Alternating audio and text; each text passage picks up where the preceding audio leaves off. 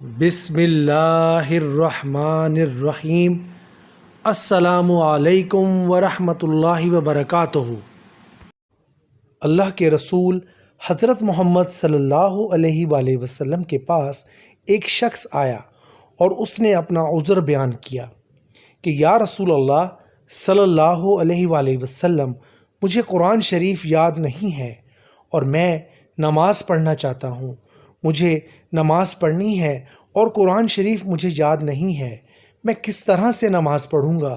تو آپ صلی اللہ علیہ وآلہ وسلم نے فرمایا، اگر تمہیں نماز پڑھنی ہے اور تمہیں قرآن شریف یاد نہیں ہے تو تم یہ کلمہ پڑھ لو، اور وہ کلمہ ہے سبحان اللہ والحمد للہ ولا الہ الا اللہ واللہ اکبر۔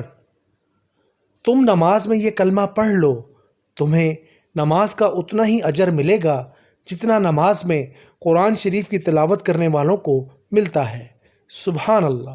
تو یہ تھی میری آج کی چھوٹی سی ویڈیو، امید کرتا ہوں آپ کو پسند آئی ہوگی۔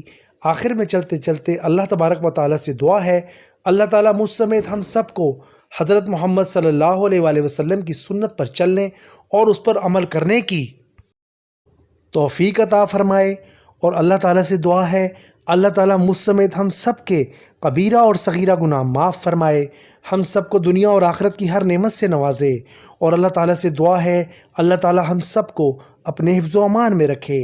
آمین ثم آمین یا رب العالمین۔ نیکسٹ ویڈیو تک کے لیے دیجیے گا اجازت۔ اللہ حافظ۔